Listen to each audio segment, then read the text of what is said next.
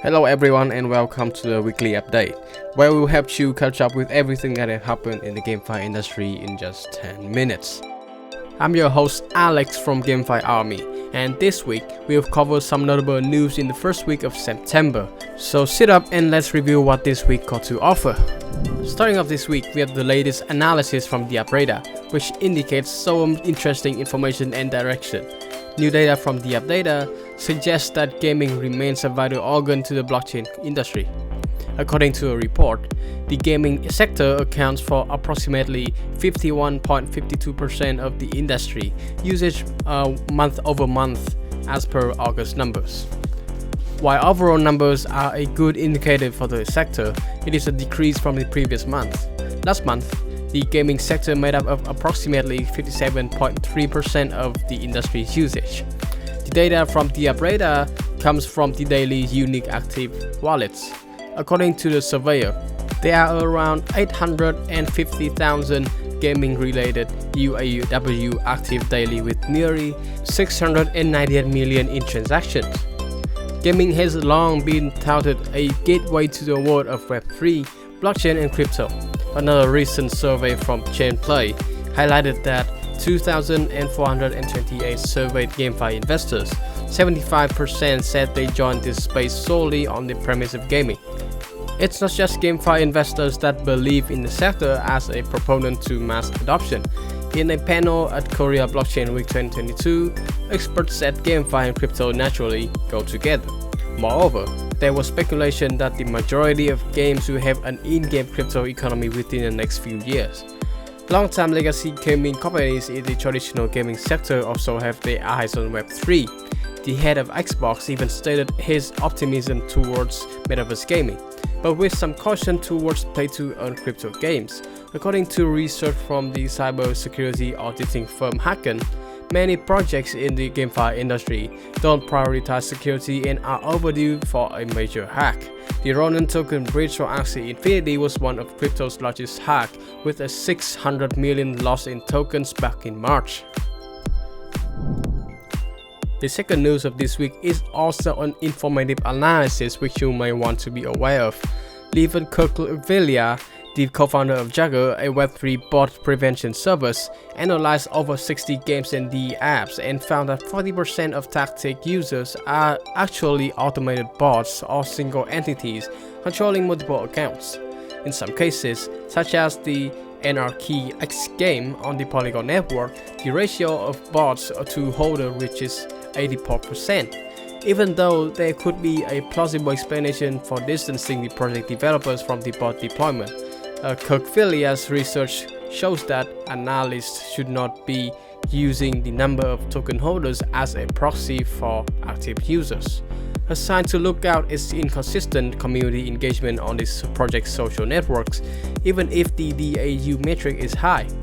Well-funded projects aim to buy real users, whereas bots are not skilled enough to contribute to discussions in a meaningful and consistent way.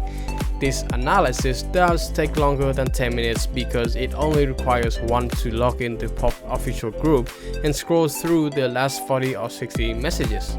There are real questions and constructive debates by the community, or merely activity from group admins and sharing from bot accounts. Moving on to the project's official website, like Twitter, Twitch, and YouTube or Instagram page, follow the same process of reviewing posts and comments from the community. This qualitative data should yield a far more accurate analysis versus the number of shares, likes, and active blockchain addresses. After much speculation, the wallet holding more than 22 billion of Axie Infinity's total supply of in-game token, Smooth Love Potion, has been identified as an address belonging to Binance. The wallet was first highlighted by Axie Infinity player and tech co-founder Michael Benko, who raised concerns about it having over 50% of SLP's total circulating supply, which could potentially have an impact on the game's ecosystem.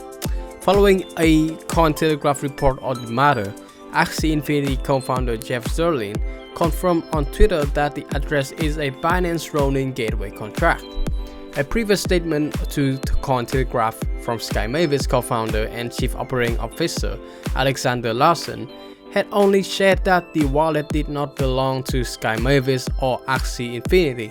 Ultimately, it was Zerlin who put the matter to bed.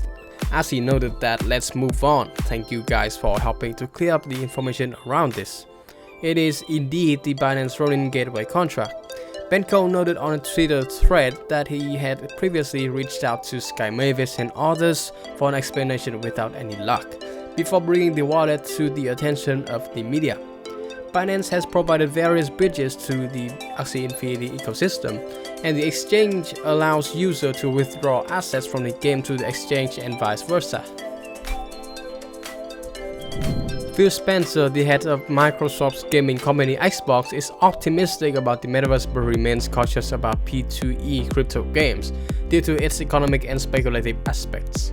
Speaking with Bloomberg anchor Emily Chang on Thursday, Spencer suggested that while many gamers are not yet sold on the current concept of a Metaverse, according to his definition, they have essentially been playing in Metaverse worlds for decades. In Spencer's view, the Metaverse is essentially a 3D shared world which people can freely communicate with each other and engage in shared experiences and common purposes.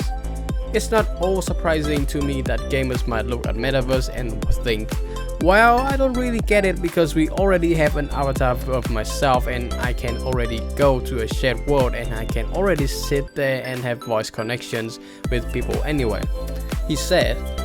Spencer's sentiments echo that of Microsoft CEO Satya Nadella, who after telling Bloomberg in November that people could absolutely expect the firm to make moves in Metaverse gaming. Spencer, however, did not address more contentious issues with the Metaverse, such as the concept of owning virtual Metaverse property through NFTs. Crypto proponent and millionaire investor Mark Cuban recently slammed virtual property investment as the dumbest ever, due to an apparent lack of utility and scarcity. The Xbox head instead went on to add that commercial usage of the Metaverse space has continued to pique the interest of Microsoft and CEO Nadella as of late. But I do not think the skills that we have as game designers and game creators make a ton of sense in a lot of enterprise experiences, and this is why Satya gets excited about it, he said. And on our final news, we give you the latest information regarding big investments from the GameFi community. Animoca Japan, the Japanese subsidiary of video gaming and Web3 investment powerhouse Animoca Brands, has raised $45 million in financing aimed at developing its Web3 business. In a dual partnership, parent firm Animoca Brands and MUFG Bank both shelled out $22.5 million each, bringing the company's value before public investments and external funding, or pre-money valuation to $500 million. Animoca Brands Japan stated it will use the fund to secure licenses for popular intellectual properties, develop internal capabilities, and promote adoption of Web3 to multiple partners. Overall, the company hopes to increase the value and utility of its branded content while fostering the development of the NFT ecosystem in Japan. And that concludes the weekly update of this week. Despite the current depressingly bearish market, the overall GameFi and Metaverse scene seems to still be incredibly active with wonderful news from big players in the industry. Loads of huge partnerships with other Web2 brands to embark on the new Web3 revolution. Popular games are in its healing process, and some new opportunities are opening up in the future for investors.